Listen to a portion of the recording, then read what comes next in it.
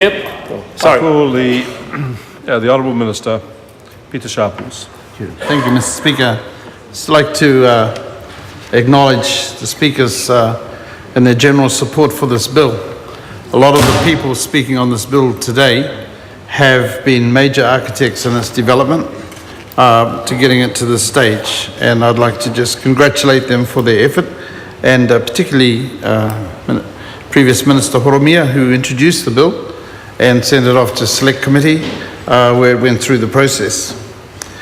The bill, of course, as everyone knows, is a part of a two-part bill that was split by the Select Committee, taking away the economic development part of it and leaving the Maori Trustee bill to what we're considering today, which is to give the Maori Trustee standalone status.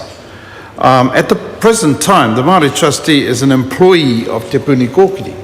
He's a staff member and he's appointed by the Minister to take that role.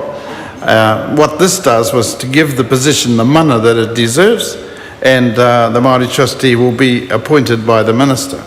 And there's many who would see flaws in that process, and the Minister having the appointment process in his or her hands.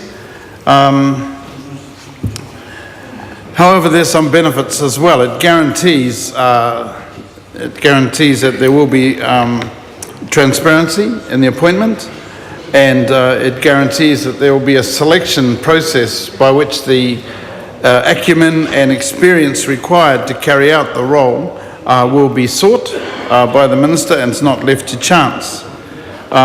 So in some ways there is support for that idea that the Minister do this. However, that's what has come through in this bill, and that's how it is. The appointment is an administrative process, and I personally, having that role at the moment, have committed to consulting, as I did in my second reading, and ensuring that this process is definitely an open process. The question of the economic development of our people, Māori people, and that part being removed, and the suggestion that it would be good to see an economic development arm. What I would say in answer to that is the opportunity to establish some sort of pūtea or bank to help Māori economic development, say for small business enterprises, is still a possibility, and there are Māori monies around which could be called upon to support such a venture. However, I'm really happy to say that promotion of Māori economic and business development is currently in action, and a lot of this results from the Māori Economic Summit, which we held earlier, the end of last year, I think, and the Prime Minister's Economic Summit, which followed it, and the proposals that are coming out of there, and there's quite a bit of activity in that particular area.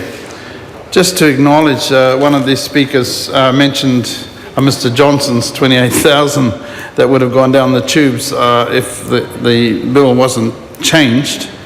It actually wouldn't have gone down, because that's the common fund monies were not and were never to be touched in this operation. And the economic side, which was called M-Bands, was to be funded through the General Purposes Fund and not the common fund money. So the money would have been quite safe and used appropriately. So I'd just like to take that call and acknowledge the contribution of especially those who served on the Select Committee last year. Kia ora. I call Paul